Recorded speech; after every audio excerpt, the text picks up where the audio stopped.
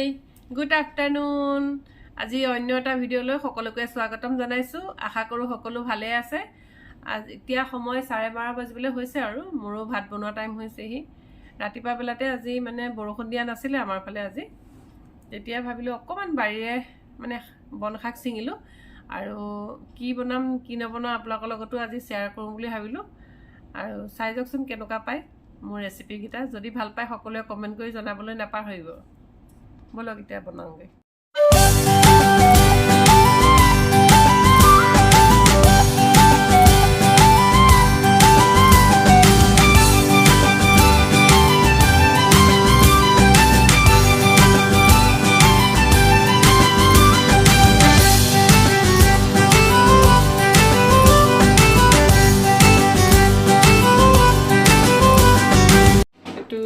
এটু কয়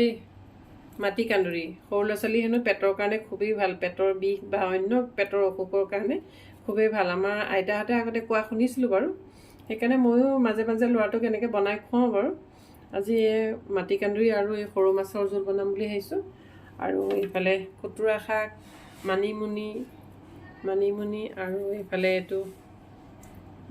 দোৰোণ শাক বুলি কয় এইটো দোৰোণ শাক এনেকুৱা সকলো শাক মিক্স কৰি এটা চব্জি বনাম দোৰোণ শাক খালে মানুহৰ ভোক লাগে বোলে দোৰোণ শাকটো আৰু হজম শক্তিও বৃদ্ধি হয় সেইকাৰণে এইটো শাক খায় আৰু মাথা বিষৰ কাৰণেও ভাল বুলি কোৱা শুনিছোঁ আৰু আইতাহঁতৰ মুখতো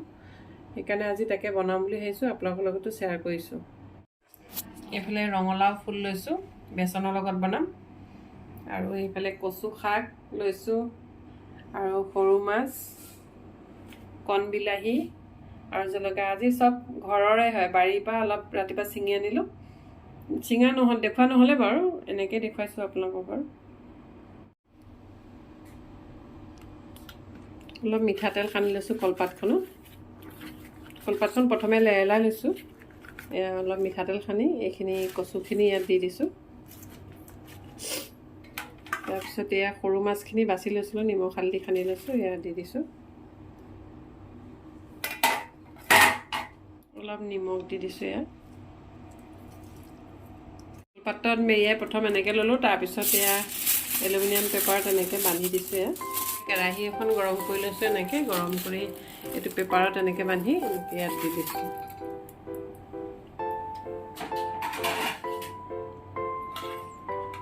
তাৰপিছত এখন তলিয়া দি এনেকৈ ঢাকি দিছোঁ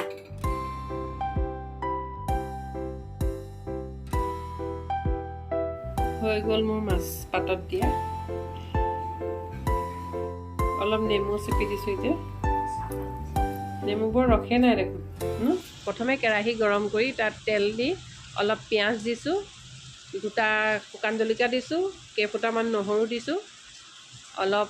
হালধি নিমখ আন্দাজমতে সেইখিনি দি ভাজি লৈছোঁ অলপ তাৰপিছত কাটি লৈছিলোঁ মাটি কান্দুৰি আৰু বিলাহী সেইখিনি ঢালি দিছোঁ সেইখিনি যেতিয়া সিজি যাব তাৰপিছত অলপ পানী ঢালি আৰু ফ্ৰাই কৰি ৰখা মাছখিনি ওপৰত দি দিছোঁ